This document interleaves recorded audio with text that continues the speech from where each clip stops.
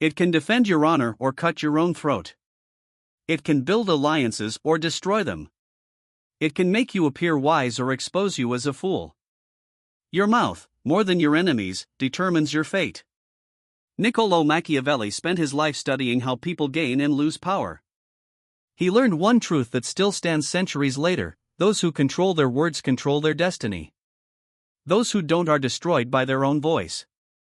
Because the moment you lose control of your tongue, you lose control of your image, your influence, and your future. People may forgive your mistakes, but they never forget your words. Think about the last time you were angry. You felt justified, maybe even righteous. Someone pushed you too far, and your mouth became a weapon. You said things you thought were harmless at first, until the damage was already done. That's because anger is truth serum. It disables your brain's security system and opens the vault to everything you've been hiding: your insecurities, grudges, fears, and resentments. When you're angry, you stop speaking strategically. You start confessing emotionally. And every confession becomes a piece of intelligence for someone else. In that moment, the person who provoked you isn't your enemy, they're your interrogator. They've found the easiest way to see who you really are. While you're busy defending your pride, they're busy observing your patterns. They're learning what makes you lose control, what words trigger you, what emotions disarm you. Once someone knows your emotional buttons, they own you. They can control your reactions without lifting a finger. All they have to do is make you feel something, and you'll do the rest: talk, reveal, ruin yourself.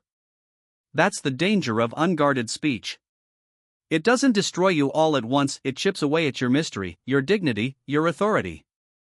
The more you talk, the more predictable you become. The more predictable you are, the easier you are to manipulate. The world doesn't need to overpower you if it can simply make you speak. The wise understand that silence is not weakness, it's strategy. Silence protects your power. It forces others to reveal themselves while you remain unreadable. People fear what they can't understand. They can't use what they don't know. That's why the powerful speak little and listen much. They never waste words trying to prove themselves. They let silence do the work. Machiavelli once said, "He who wishes to be obeyed must know how to command." But command doesn't begin with others, it begins with yourself. If you can't command your emotions, your mouth, and your impulses, you'll never command respect, influence, or loyalty. Because every time you lose control in anger, you hand control to someone else. Every time you reveal too much, you lose a piece of the mystery that protects you. Your downfall rarely comes from an enemy's strength. It comes from your own voice echoing in the wrong place. The world doesn't destroy you with its words, it destroys you with yours. In the end, your tongue writes your fate. Speak carelessly, and it becomes your executioner. Speak wisely, and it becomes your sword. The choice is always yours. Your anger is not power, it's weakness disguised as strength. It makes you feel alive for a moment, but it silently destroys your position. True strength isn't loud, it isn't explosive, and it never needs to prove itself. The powerful feel anger, yes, but they never perform it. They feel it fully, process it in silence, and then respond with precision.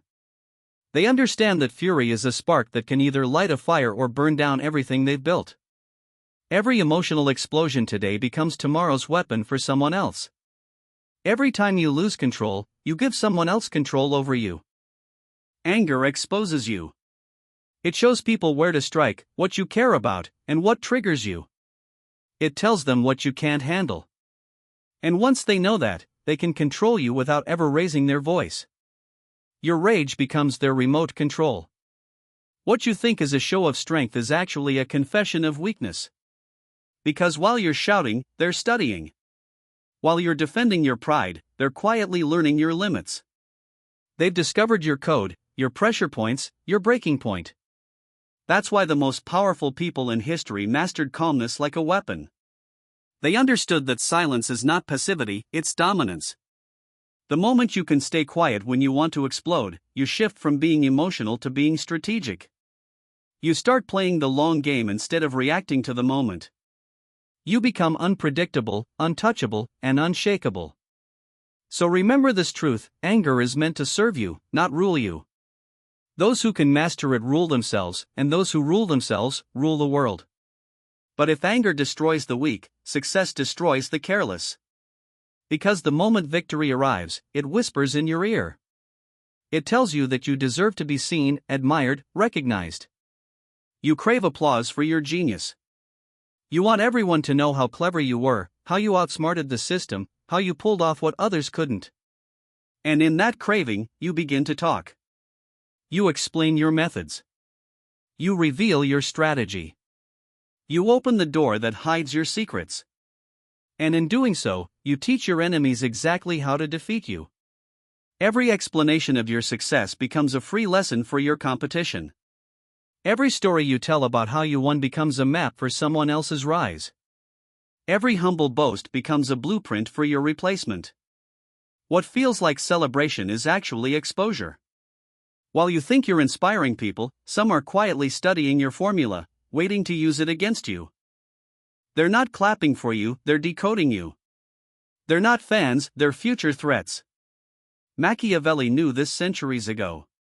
He warned that loyalty to the wrong things destroys power. When you share your success stories to please others, you're not being loyal to your supporters, you're betraying your own future. Your duty is to your next victory, not to their curiosity. True masters understand this. They celebrate quietly. They know that power lives in mystery, not in explanation. Every time you open your mouth to reveal how you win, you make yourself smaller. Every word reduces the awe, the uncertainty, the edge that kept others guessing. Mystery builds empires. Explanation dismantles them. Victory, when spoken aloud, begins to fade. Real winners don't brag, they vanish into their next conquest. And yet, even silence can be stolen through the oldest trick in the world: alcohol. Alcohol doesn't create truth, it simply removes the walls that keep it hidden. Every drink you take weakens your defenses. Every glass blurs the line between wisdom and recklessness. The moment you start to feel relaxed, you also start to become vulnerable. You laugh more, talk more, trust more. You stop filtering your words. You stop protecting your thoughts. The tongue that was once guarded becomes a floodgate. Smart manipulators understand this perfectly. They don't interrogate, they intoxicate. They'll pour your drink, smile warmly, ask harmless questions, and let the silence invite your words. You'll think it's just conversation. You'll think they're harmless. But while you forget, they remember everything. Every slip, every detail, every confession is stored like data. You wake up the next morning thinking it was a good night, they wake up holding your secrets. Those secrets have consequences. The joke about your marriage becomes evidence in a courtroom. The casual remark about your business becomes strategy for your rivals. The admission of fear becomes leverage for manipulation. The things you said while laughing become weapons for those who were listening. Machiavelli once wrote that a ruler should not fear being cruel if cruelty protects power. Sometimes, that cruelty must turn inward. You must be ruthless with your impulses. When the bottle tempts you to open your soul, remember that you're not just drinking, you're lowering your shield. The warmth of connection is temporary, but the cost of exposure lasts forever. We live in a world where every person carries a camera, where every word can be recorded, replayed, and twisted. There's no such thing as private anymore. That's why the wise choose clarity over connection. They choose composure over intoxication. They understand that self-control is the new luxury, the rarest form of strength. The weak think power comes from expression, from saying what they feel, from sharing every detail of their lives. The powerful know better. Power comes from restraint. From knowing when to speak and when to be silent. From recognizing that every word has a price, and silence, though costly, always buys security. Your mouth can build your future or destroy it. It can turn allies into threats, success into exposure, and relief into regret. So guard your tongue like you would guard your fortune. Because in the end, the world won't destroy you with its words, it will destroy you with yours. Pressure doesn't just test who you are, it reveals what you're truly made of. Everyone likes to think they're calm, resilient, composed under chaos. But the truth is far less flattering.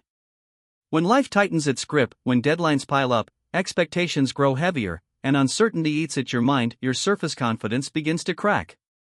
The polite, disciplined version of you fades, and what comes forward is raw, unfiltered, and often self-destructive. That's what pressure does, it strips away pretense. It doesn't create weakness, it exposes the weakness that was already there, hidden behind smiles and small talk. Every moment of transparency becomes data someone can use later. The world doesn't run on fairness, it runs on opportunity. And your moments of emotional exposure create opportunities for others. Your vulnerability becomes someone else's advantage. They'll listen carefully, nod sympathetically, and store every word away. Maybe they won't use it immediately. Maybe they never will. But they now know exactly where your armor is thin. They know what scares you, what pressures you, what can make you fold. It's rarely the strangers who exploit this. It's the people closest to you. The ones you trust enough to lower your guard around. Family, friends, co-workers, these are the ones who eventually repeat your words when it benefits them. A friend who once offered comfort might later leak a detail you regret sharing. A co-worker you confided in might mention your struggles to others under the guise of concern. Even a partner might one day use your vulnerable moments as weapons during conflict. What you said in pain becomes their power in anger. And that's how the breaking point works. It disguises itself as release but functions as exposure. You think you're relieving pressure, but you're actually giving away leverage. You think you're seeking understanding, but you're handing over intelligence. Meanwhile, those who remain calm, silent, composed, those who can internalize the chaos without public collapse, gain power. Because the world sees composure as competence. When you break under pressure, people don't see a human being in pain. They see someone who can't handle responsibility. They don't feel compassion, they feel confirmation. Confirmation that you weren't as strong as they thought. That you can be shaken. That you can be manipulated. In one moment of weakness, the image you've spent years building can collapse. Machiavelli once said, "It is better to be feared than loved if you cannot be both." He didn't mean cruelty for its own sake. He meant stability through control.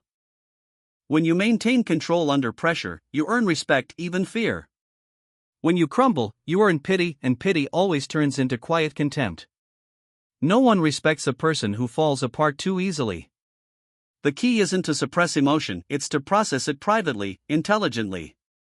The most powerful people don't escape pressure, they use it. They treat it like fire, dangerous, yes, but also capable of creating something pure and unbreakable. Pressure turns ordinary coal into diamond. The difference is that diamonds don't complain while they're being formed. And once you master composure, you must prepare for the next test, the sympathy extraction. Because just as pressure exposes weakness, false vulnerability exploits kindness. The clever manipulator doesn't demand power. They earn it through sympathy. They come to you with tears in their eyes, telling stories of pain, betrayal, or injustice. They seem fragile, misunderstood, in need of comfort. Their voice trembles, their words seem heartfelt, and your empathy rises instantly. You want to help. You want to be the person who understands them. But in that very moment, when your heart opens, the transaction begins. They're not seeking comfort. They're seeking control. Every detail you share while trying to comfort them becomes a thread they can pull later. Every confession you make out of compassion becomes information they can weaponize. You think you're building connection, but you're actually building dependency, one that benefits only them. Real vulnerability is messy and awkward. It doesn't arrive in neat, dramatic stories. But fake vulnerability is smooth. It's persuasive. It's perfectly timed to make you feel trusted. They'll say just enough to make you reveal yourself in return. And once you do, you've entered their psychological trap. You'll start oversharing. You'll feel emotionally connected, protective even. And the more you reveal, the more power they gain. They might not use it right away. But one day, you'll notice how easily they can influence you. They'll hint at the things you told them, remind you subtly of your fears, or guilt you into compliance. You won't even realize it's manipulation, you'll think it's empathy. Machiavelli once wrote that people are so easily deceived by their immediate needs that a cunning man will always find someone to fool. The manipulator's greatest weapon isn't strength, it's your compassion. While you're busy trying to be a good person, they're busy turning your goodness into leverage. But true wisdom lies in balance. You don't need to harden your heart, you just need to guard your tongue. Help others without handing over your emotional blueprint. Show kindness without self-exposure.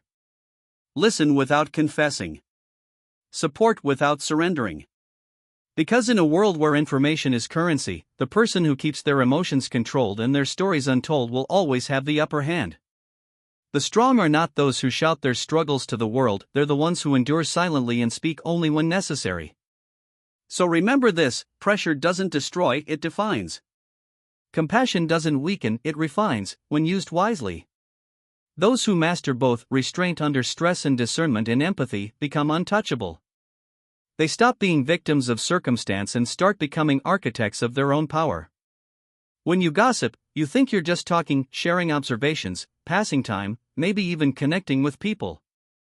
But what you're really doing is entering a hidden marketplace of power. Gossip isn't random talk, it's social currency. Every secret you share, every rumor you repeat, every did you hear about, is a trade and exchange of trust for attention, of influence for validation. And like all markets, some walk away richer, and some leave empty-handed.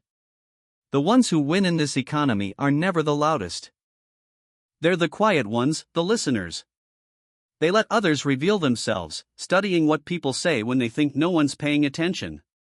Every careless word, every emotional confession, every detail about someone else's weakness, they collect it all. They store it, piece by piece, until they know exactly how a person thinks, fears, and reacts. The loud ones think they're being clever, entertaining, or bold. But in truth, they're being read like open books by people who never even turn a page of their own. There's always that one person who seems friendly, who laughs easily, who listens well. You feel safe around them, maybe even drawn to their calm energy. You tell them about your frustrations, your opinions, your private life. And they seem to empathize. But behind that empathy lies calculation. They've learned that power isn't taken, it's collected through information. Later, when the right moment comes, when social tides shift or opportunities arise, they'll use what they know. Not out of malice, but out of strategy. The tragedy is that most people don't see gossip as warfare. They treat it like bonding. But in truth, gossip builds invisible hierarchies. It reveals who can be trusted and who can be manipulated. When you gossip, you aren't just talking about others, you're unconsciously announcing your own predictability. You're telling everyone in earshot, this is how I behave when someone isn't present.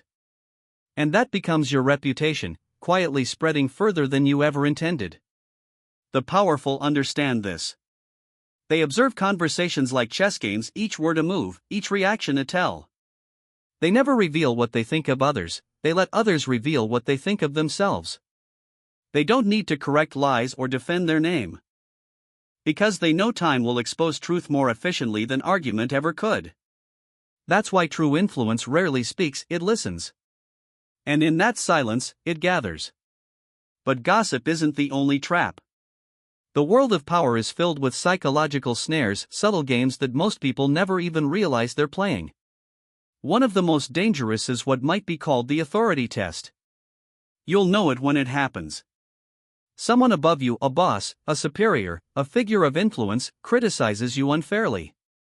Maybe they question your competence in front of others.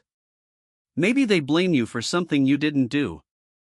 Every instinct in you wants to fight back, to defend yourself, to make them see they're wrong.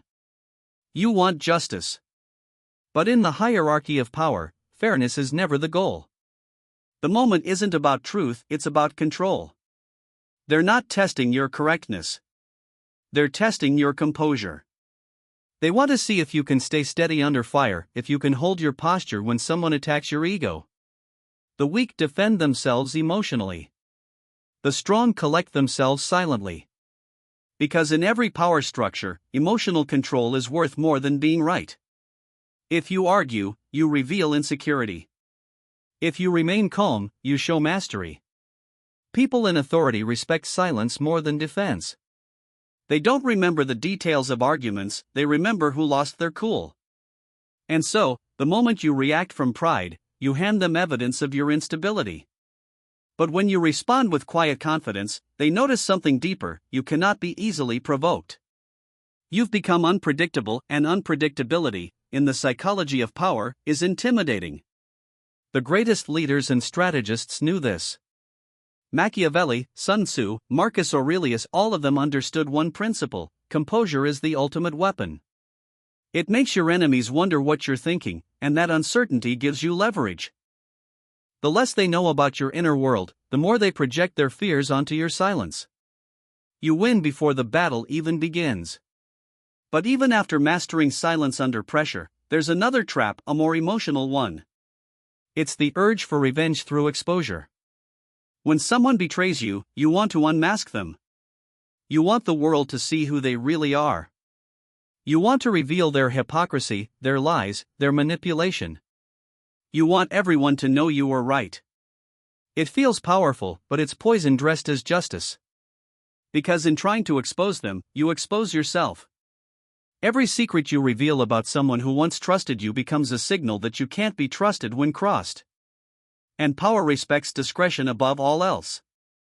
The moment you start talking, you lose control.